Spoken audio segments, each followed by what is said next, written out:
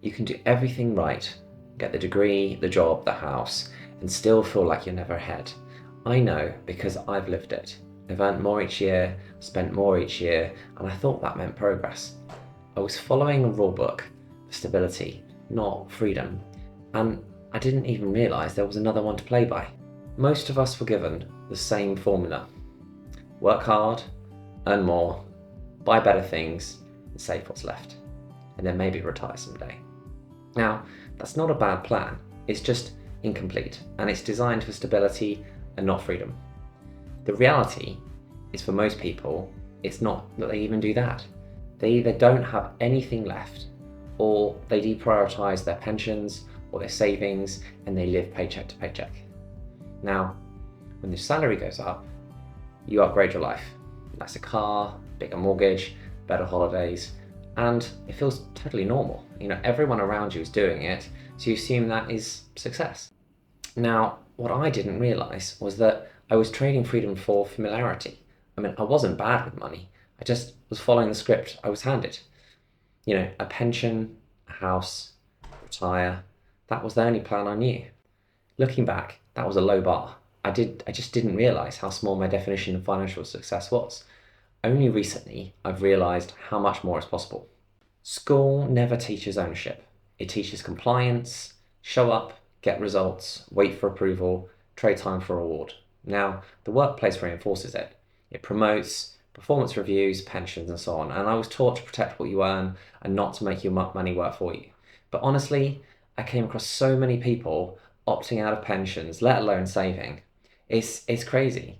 And it's not that people are lazy, they just don't believe that they'll live long enough, or maybe they don't think they need it. But that mindset traps you twice, first financially and then mentally. And I simply cannot do that. Now, how depressing is it to think we'll not live into our 80s, have grandkids, maybe live a long life? Now, not only is the average age going up, but medicine is improving daily, increasing the likelihood of this happening. Now, retirement age keeps rising. Now, soon it could be 74, but life expectancy today is 78. Now, for me, that means working 30 odd more years without any kind of leverage, and that's just illogical to me. So what is the answer? Well, we need to play defense and offense with our finances. Defense keeps you safe, saving, avoiding debt, paying bills on time. It helps alone, but it doesn't create any freedom. So what do wealthy people do? Well, wealthy people play offense. Effectively, they buy assets that keep on earning and they keep working when they stop working. Now, there's three key flaws of the middle class system. One is education. We understand money is used to buy things and reward us for work we've done. It doesn't get explained to us unless we chance upon someone, when we're growing up, how to understand these principles properly. And that money can actually be used for investments and assets, and actually can be used to generate more money.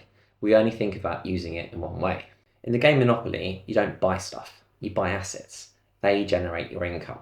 It's the simplest financial lesson that we never apply to real life. Monopoly is about wealth accumulation. We literally don't appreciate or get told that money can make money, and that it's just there to be spent. Life is pretty hard, even in developed countries. Now, people struggle economically everywhere. However, that could be changed with simple ideas that open our minds to what happens when we allocate money to investments and give it time. So what do we learn? Now, I want to say the rules are learn how to earn, and if you're lucky, you might have a family who supported you on that path. But unfortunately for most, the truth is many don't even have that advantage in life. But very few, even the ones that earn well, ever learn or ever get anyone to explain to them what else to do with money other than spend it. So we copy our friends and the world around us. We're oblivious to investing because, well, we are reflecting social media and mirroring our closest friends who unfortunately have also been not educated in money. Now, if you ever do question it or start to realise this, and question the system, that there are other ways to do things, often feels too risky, you may feel awkward, social pressure not to change, or you just don't have the knowledge of what to do, so you stay doing what you do. Flaw number 2 is that success is normally measured by consumption, not your control. So we upgrade life to prove we're doing well. I did it too. We justify it. Nicer cars, bigger house, better holidays. Now, it's not greed. It's just conditioning of life.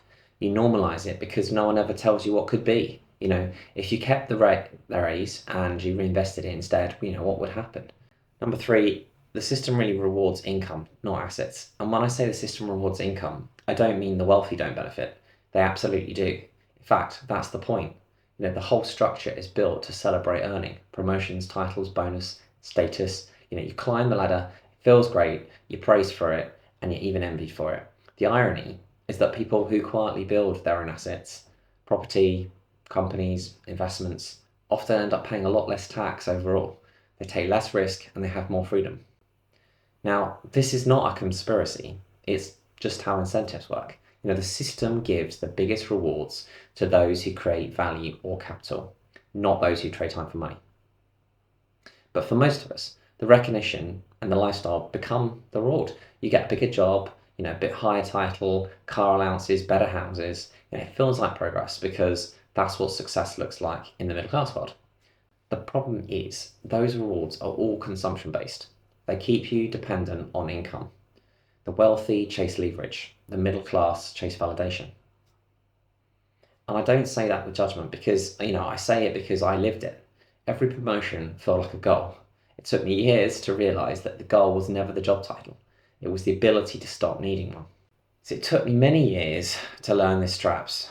And around 2017, 2018, everything changed. I picked up Rich Dad, Poor Dad and Money, Master the Game by Tony Robbins, and then discovered Buffett and Munger and other investors. And whilst this sounds quite dramatic, it was quite like a light bulb was switched on for me. Munger's Get Your First 100K was an instant goal for me, and I kept going and I kept going until I achieved it. Now that goal gave me a sense of control. I'd never had that from a pay rise, and I finally understood that wealth isn't about how much you earn, it's about what you own. For years, I had been disciplined with saving. I joined a property investment group. I never really played the game though. I stayed reserved, cautious, thinking, saving was just enough. Now I see how fragile that was. A salary can vanish overnight. Your assets can't. Once you see that, you can't unsee it. So the takeaway from this is that the middle class isn't failing. It's just following the wrong rule book. We are trained to earn, not to own. To save, not invest.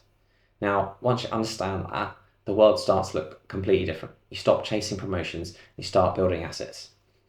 Now, for most of us, money feels like a game, of snakes and ladders.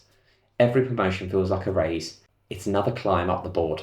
But every time lifestyle expands, the debts rise or the costs keep creeping back in. Now, it's like landing another snake that sends you all the way back down. And building those assets that don't slide you backwards help you climb the board. Investments compound, systems pay you back, decisions give you more time and not more bills. And that was my turning point. I literally see the world now as how much I can earn as an employee versus income from business and investments.